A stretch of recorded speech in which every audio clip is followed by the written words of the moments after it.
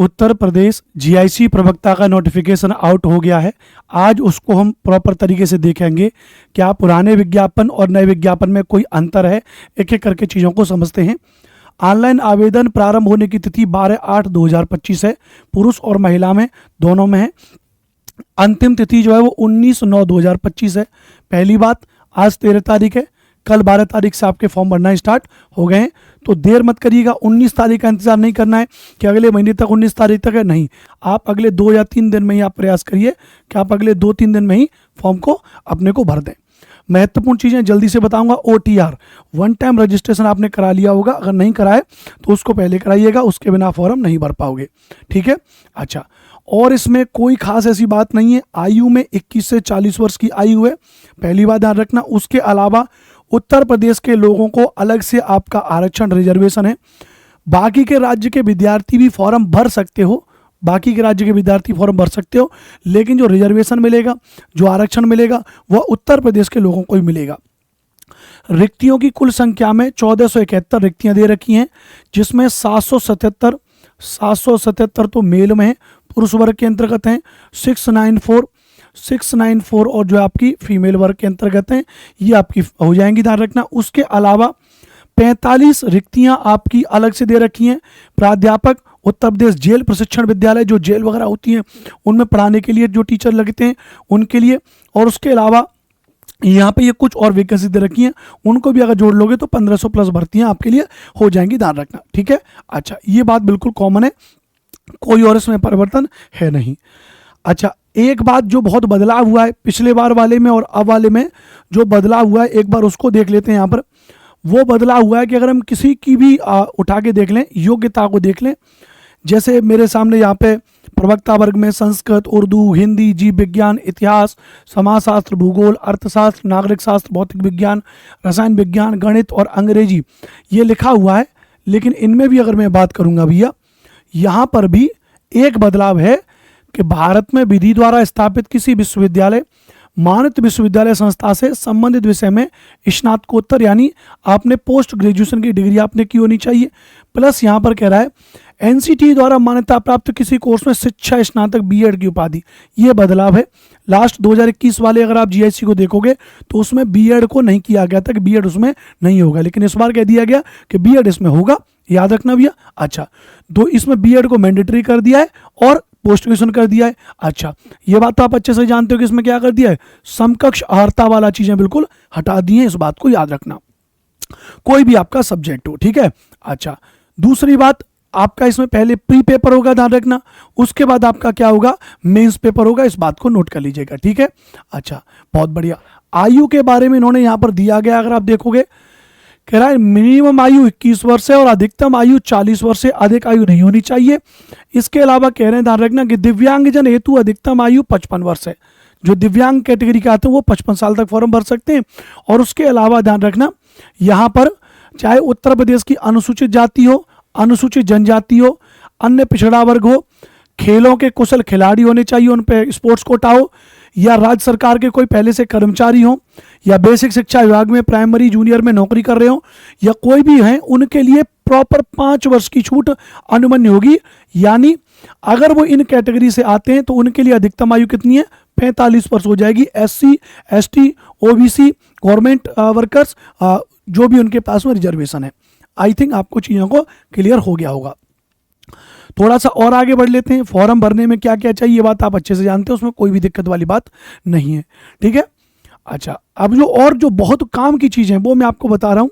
काम की चीज़ों में कि भैया मिनिमम हमें 40% अंक आपको लाने चाहिए, हर एक एग्जाम के लिए कंडीशन होती है, तो उसको अब ये मान के चलेंगे, ठीक है। इसमें 35%, 40%, 30% अलग अलग कैटेगरी वाइज दे रखा है, उससे बहुत ज़्यादा हमें मतलब नहीं है, मिनिमम आप 40% लेकर के आओगे ही आओगे। अच्छा, जो जानकारी और आपको चाहिए वो जानकारी चाहिए कि साहब किस किस विषय में वैकेंसीज हैं, कितनी कितनी वैकेंसीज हैं। एग्जाम का आपका जो क्राइटेरिया वो प्री और मेंस का हो जाएगा। तो पहले मैं आपको जरा एग्जाम के प्रारूप के बारे में बता दूं। यहाँ पर दे रखा है प्रारंभिक परीक्षा में सामान्य अध्ययन वैकल्पिक विषय का एक प्रश्न पत्र होगा जो वस्तुनिष्ठ व बहुविकल्पी प्रकार का होगा। इसमें प्रश्नों की संख्या 120 होगी। 80 प्रश्न सब्जेक्ट के होंगे, 40 प्रश्न कॉमन पेपर के होंगे, जो कुल मिला के 300 नंबर का होगा और 2 घंटे का आपका समय हो जाएगा। 300 नंबर का होगा और 2 घंटे का आपका क्या हो जाएगा, इस बात को याद रखना भैया। यानी आपकी जो प्री परीक्षा होगी, प्री परीक्षा आपके 300 अंकों की परीक्षा हो जाएगी और 300 अंकों की परीक्षा में भी 120 अंक आपके दे रखे होंगे, 120 प्रश्न आपके दे रखे होंगे।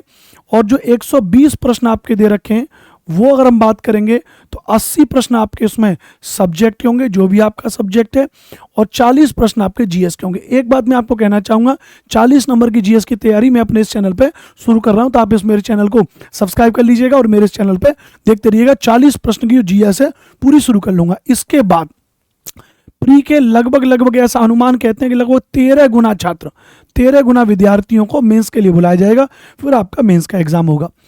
प्री में जो सिलेबस दे रखा है, प्री में एक तो आपका सब्जेक्ट का सिलेबस हो जाएगा, वो तो आपका वैकल्पिक विषय ही है, उससे 80 क्वेश्चन आएंगे।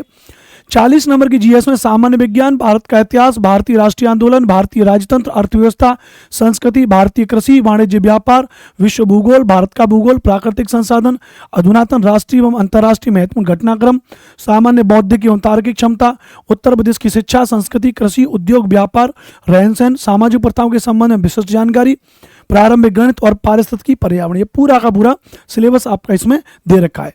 और इसके लिए जो लगभग टाइम हमारा डिसाइड हुआ है वो सुबह 11 बजे डिसाइड हुआ है। कल से आपकी सुबह 11 बजे जीएस की क्लास शुरू हो जाएगी, 40 नंबर की, 40 नंबर की सुबह 11 बजे आपकी क्लास शुरू हो जाएगी हमारे इसी चैनल पे, राइट। चलो, उसके अलावा मेंस का जो पेपर होगा, मेंस के पेपर में आज आप अच्छे से जानते हैं, पहला प्रश्न पत्र तो होगा सामान्य हिंदी एवं निबंध का 100 नंबर का, जिसमें 50 नंबर की आपकी हिंदी, 50 नंबर का आपका निबंध लिखना होगा, याद रखना, जिसमें 2 घंटे का समय आपका।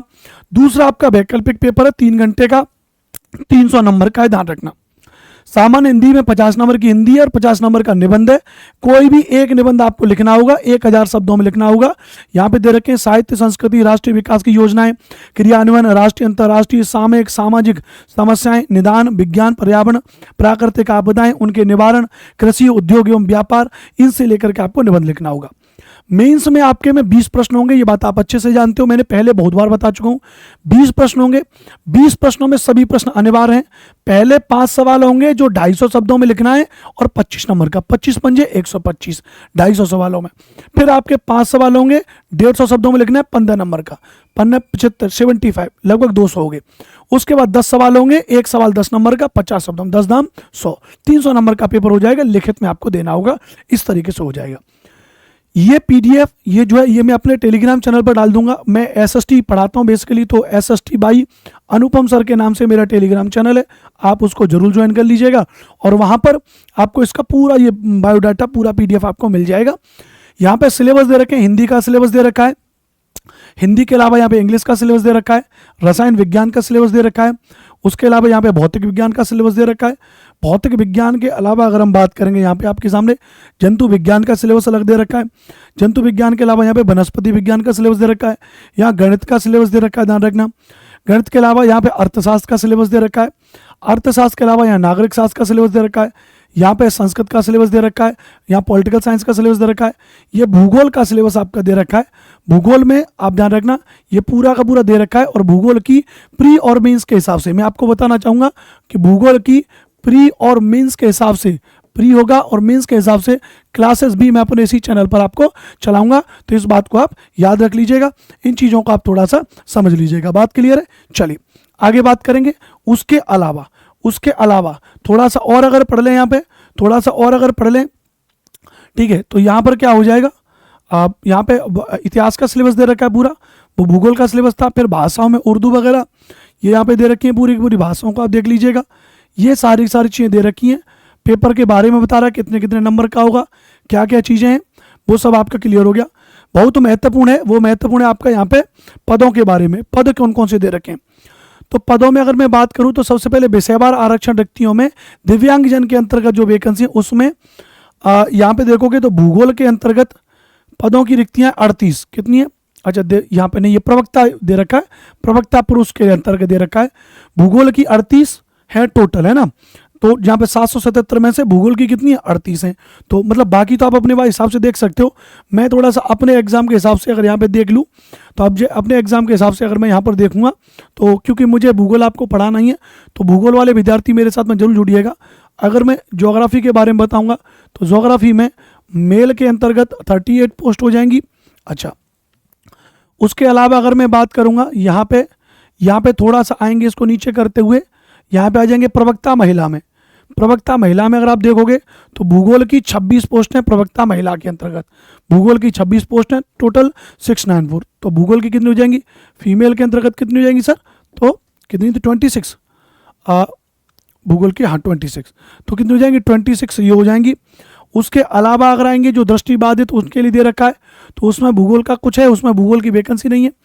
उसके अलावा जो जेल डिपार्टमेंट है उसके लिए अलग है।